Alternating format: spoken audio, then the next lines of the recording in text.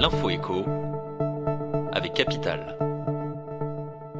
Le coup de gueule du jour est poussé par l'association des responsables de copropriété à l'encontre des syndics professionnels.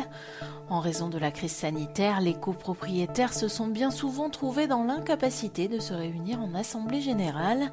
Pour assurer la continuité du fonctionnement des copros, le gouvernement a permis la tenue d'AG par visioconférence.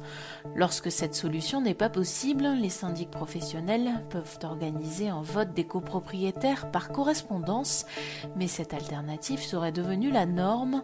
Selon l'association des responsables de copropriété, la plupart des syndics auraient contourné les dispositifs prévus par la loi et auraient de fait neutralisé toute forme de démocratie dans les copropriétés.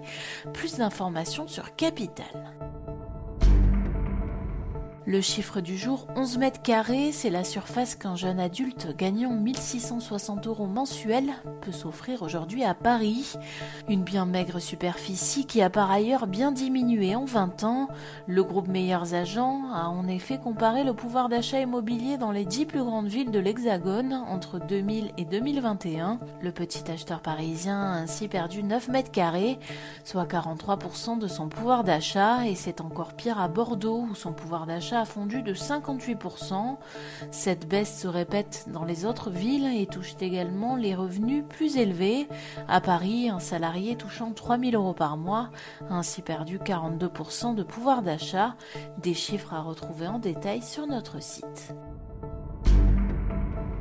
L'info pratique du jour, vous avez envie de vous orienter vers un métier spécialisé dans l'environnement. De plus en plus de possibilités s'offrent à vous, d'autant que la crise sanitaire a mis en lumière une crise écologique sans précédent.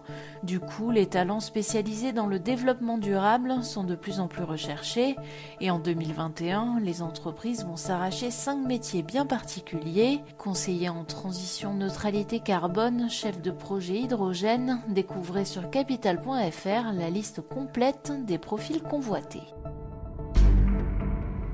On termine avec Volkswagen. Le constructeur automobile allemand a raté de peu les normes anti-pollution européennes malgré un bond des ventes de voitures électriques.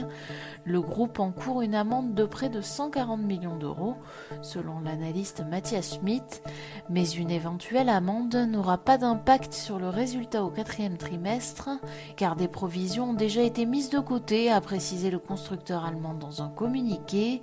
La réglementation sur les émissions de CO2 sera encore durcie en 2025 et 2030.